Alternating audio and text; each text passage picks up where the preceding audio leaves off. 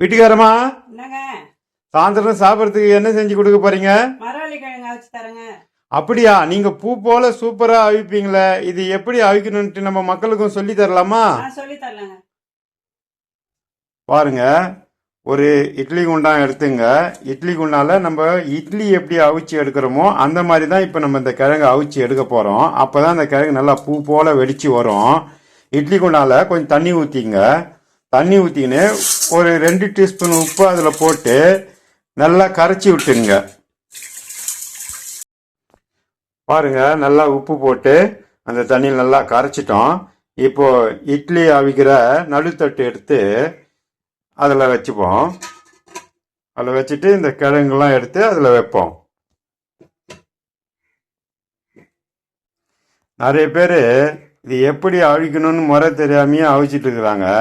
எல்லாமே இந்த மாதிரி இட்லி குண்டால தண்ணியை ஊற்றி அந்த தண்ணி உள்ளேயே முங்குற மாதிரி கிழங்கு வச்சிடுறாங்க. அப்படி வச்சா கிழங்கு வெடிக்காது.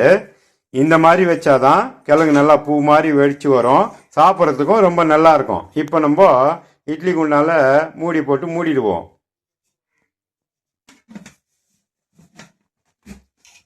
இந்த மாதிரி மூடிட்டு இப்போ நம்ம ஸ்டவ்வை பற்ற வச்சு இட்லி குண்டாவில் அது மேலே தூக்கி வச்சிடலாம்.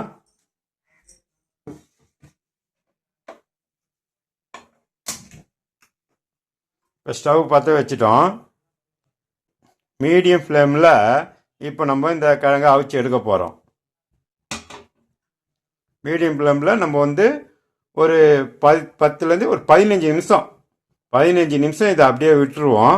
விட்டுட்டு 15 நிமிஷம் வச்சு நம்ம திறந்து பார்ப்போம். இப்போ பாருங்கள், 15 நிமிஷம் ஆயிடுச்சு. இப்போ எப்படி நம்ம கிழங்கு வந்துக்குதுன்ட்டு திறந்து பார்ப்போம்.